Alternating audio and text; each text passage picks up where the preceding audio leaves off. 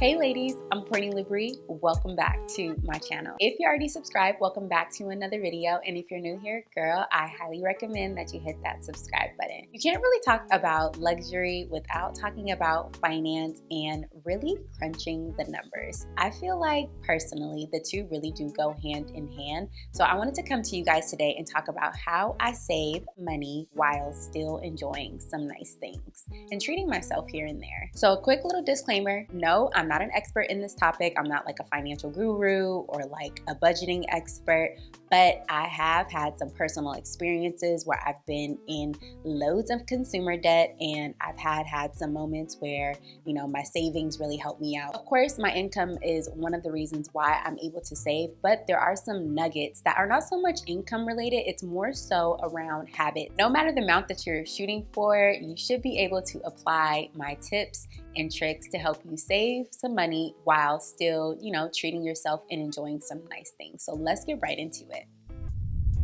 So the first tip is identifying those money eaters. What is drilling in your pockets?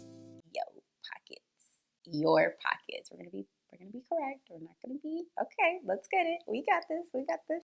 For me personally, it was my credit card, minimum balances, eating out, and coffee. So my credit card minimum balances was really eating away at my pockets. Like, I knew I had to eliminate that ASAP, which that kind of led me to not shopping for a couple years. And if you haven't watched that video, I'll go ahead and link it above for you, but you should definitely check it out. I can really talk about how I got myself out of credit card debt. I won't go into too much details on, you know, how much the minimum balances were, but it was a significant amount for me to be able to identify, like, okay, if I eliminate this payment that I have to pay every month, I could set aside XYZ amount for savings. So that was really my thought process. Same thing applies for me, you know, having a really expensive habit with Starbucks.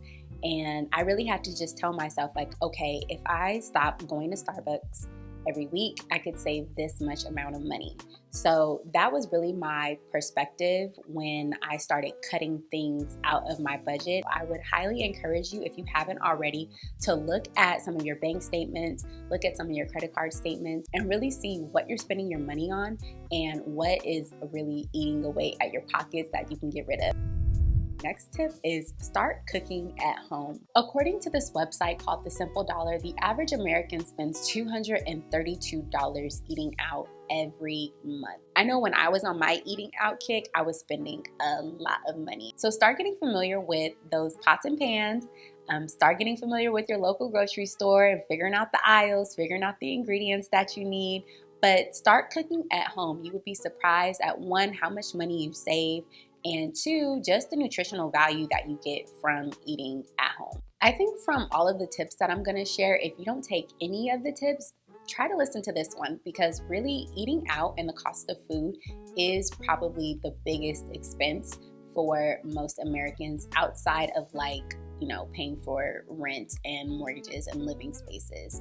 I feel like food is the next biggest cost. Try to look into any available resources, anything that can help you to cook at home, whether that be investing in a nice cookbook. I personally like going to this website called Budget Bites. She has really quick, easy, budget-friendly recipes that are actually really, really good. So just figure out what works best for you. Now we're getting into the fun part. So we've identified our money eaters. We're cooking at home now. Next, we want to try to figure out how much can we actually put aside for our savings. So this is going to look different for everyone. Now, there are some rules that you can apply. One that is pretty popular is the 50-30-20 rule. 50% of your income is going to your living expenses, 30% is going to your wants, and 20% is going to your savings. There's also the 70-20-10 rule, where you have 70% go towards your living expenses, 20% going to savings, 10% going to donations. There's tons of rules, so you really have to figure out just which one will work for you. I personally just have a set amount that I put aside every month. It's what works for me. It doesn't require me to do any calculations. I just know, based off of my budget and what I have remaining, that I can put aside X amount of dollars every month into my savings account. So after you figured out what works best for you, whether that be you applying a rule or just transferring a certain amount of money every month into your savings, once you transfer it, don't touch it. Just like Really Good Girl said, it don't move, okay? It does not move. Don't touch anything that you put into your savings. I think over the years, I've just built up the discipline to not transfer anything back into my checking once it has touched my savings account. When it touches my savings account, that's it, baby. It's done.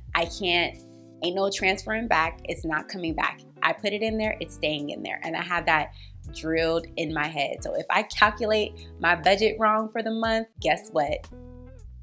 We just kind of have to make it work. So my last tip is just having a luxury wish list that you can work towards, a realistic luxury wish list that you can work toward. If you know that every month you have $100 and you're putting $50 in your savings, $50, you're putting towards a bag that you want, girl, if you're trying to get a Chanel maxi flap, you're gonna be saving for your whole life, especially with Chanel and her price increases.